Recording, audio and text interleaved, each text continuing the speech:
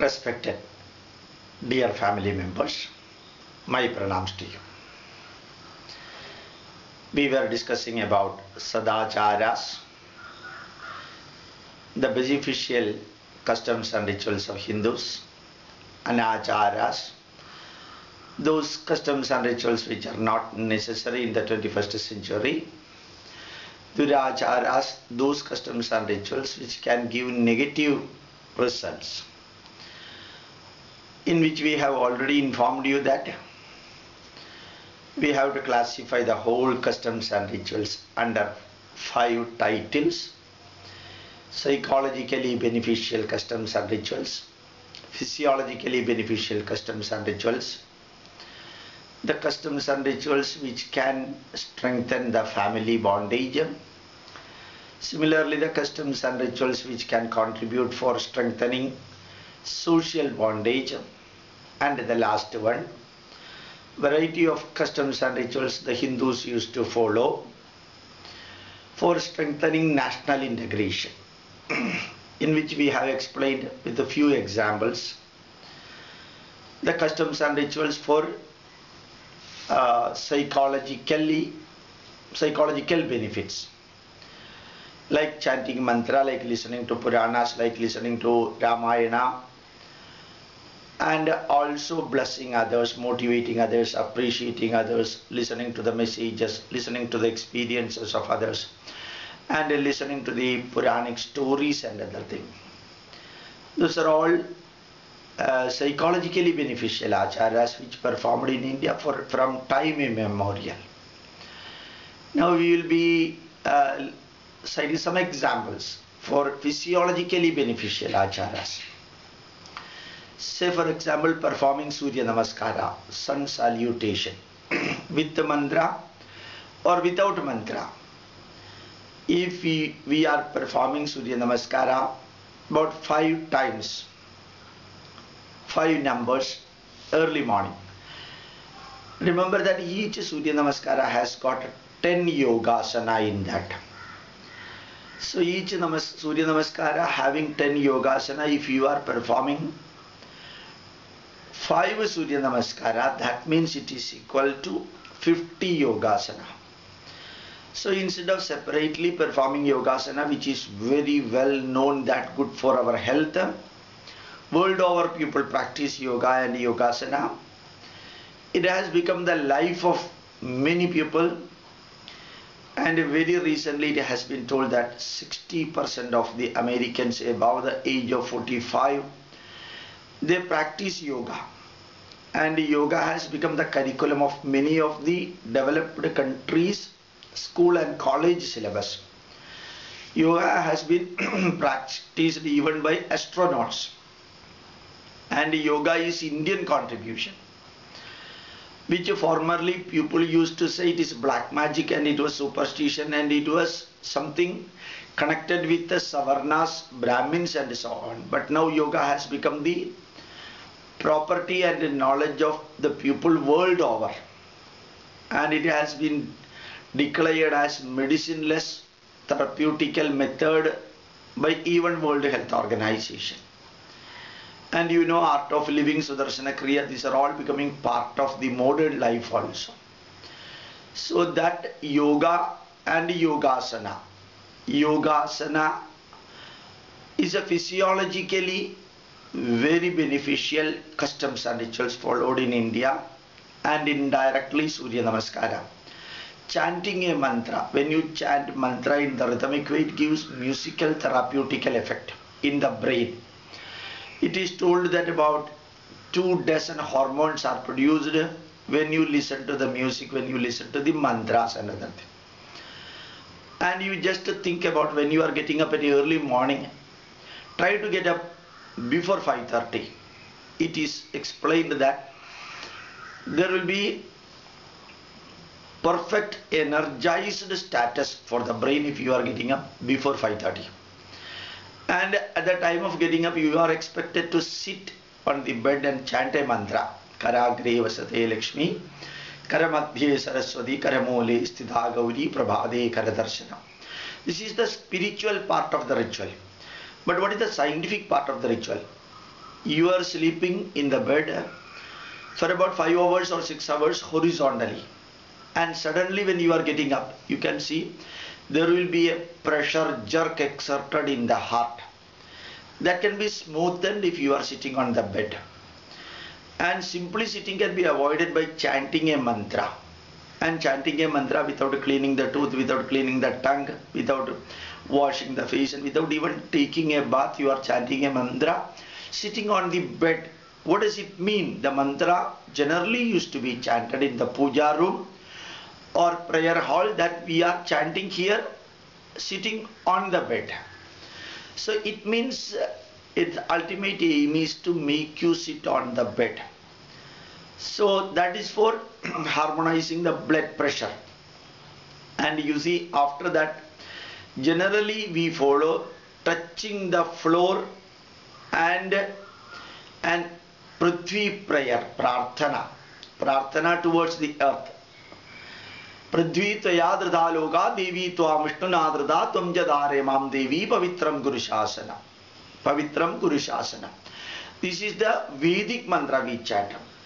For a Puranic mantra, Samudra vasane devi parvatastana mandite vishnupatni namastubhyam padasparsham kshamaswami.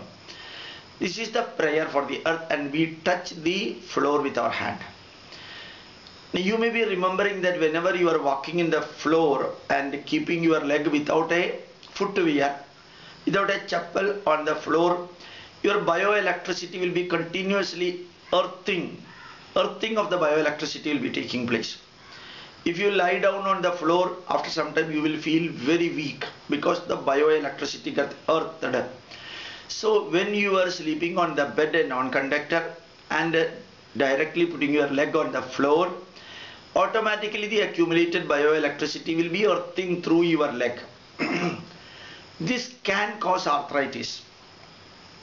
To avoid that, what generally the doctors say, you should walk even in your home with the chappals. That will be preventing the earthing of the bioelectricity. So when you are sleeping in the bed and getting up early morning, all the accumulated bioelectricity will be earthing to the floor suddenly. To avoid that, instead of putting your leg, you are first touching with your hand. Through the hand, the earthing of the electricity will be taking place, which accumulated in your body when you are rolling in the bed. And you have to take early morning bath, cleaning the external body. Take 10 to 15 times deep breath, cleaning the lungs, and doing the Surya Namaskara. 186 movable joint will be undergoing harmonious exercise, and blood circulation will be increased.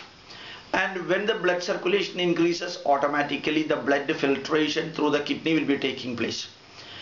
And after the morning waking up, touching the floor, the prayer, the bath, then you are praying for about 10 minutes. And 10 minutes prayer generally cleans the mind.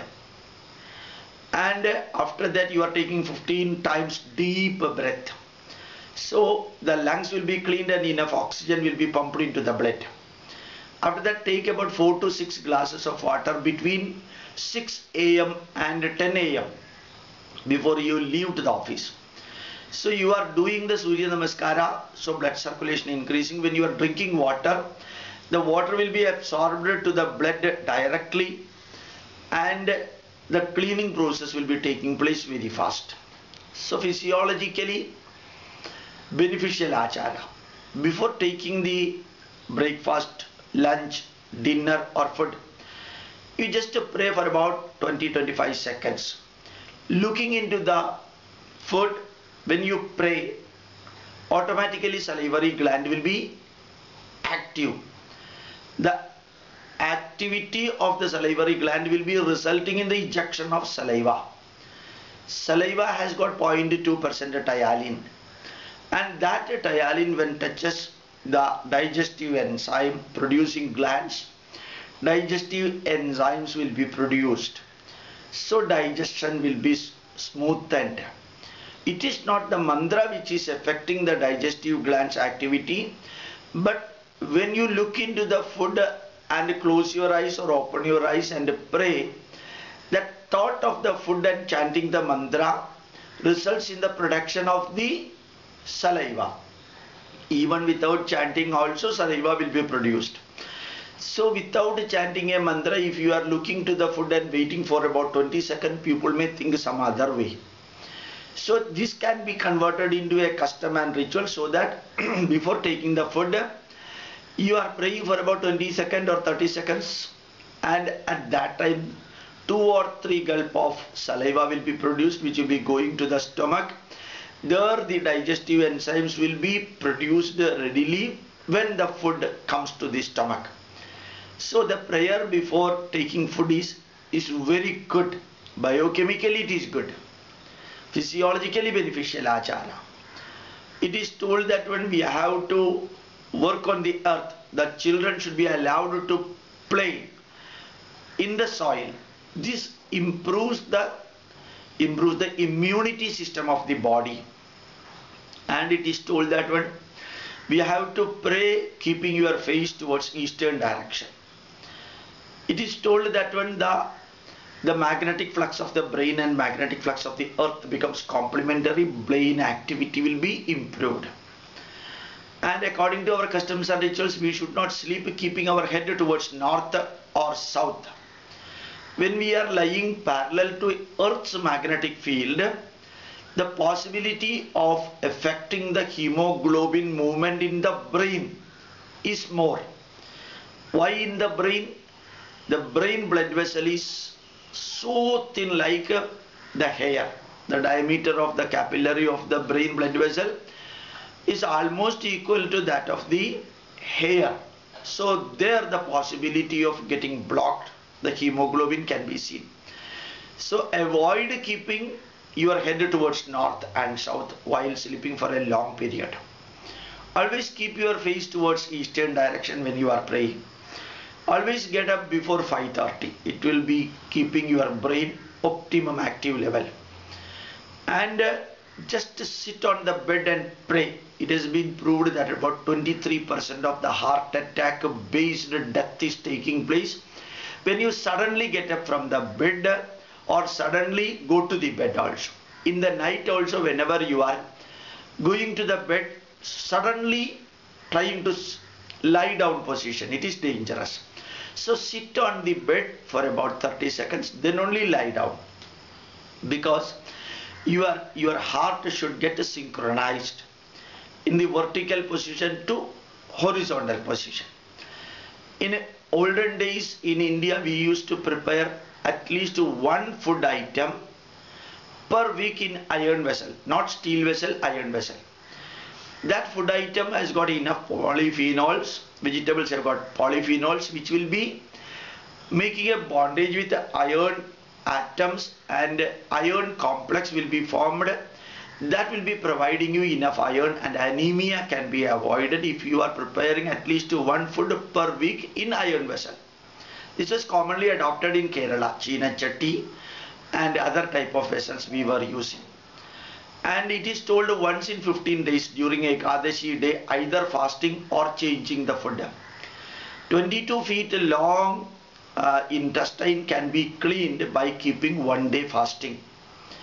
But eating early morning so much food and also late evening so much food and daytime fasting does not mean anything. So if you are fasting for 24 hours, keeping your stomach and intestine empty so that it will become clean. Ekadashi Vrata.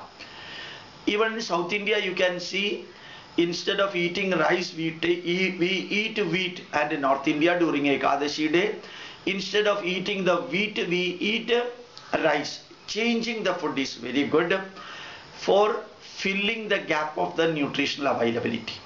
So all these are directly contributing acharas for the physiological benefit of the people. We will be explaining some more acharas connected with the physiology in the next class. With these words, I would like to express my deep gratitude. You spread the message to others also. You also try to scientifically interpret the psychologically beneficial acharas, physiologically beneficial acharas, and so on for your understanding and understanding of your friends. Teach others also, logically, scientifically, and rationally. My pranams to you. Thanks a lot.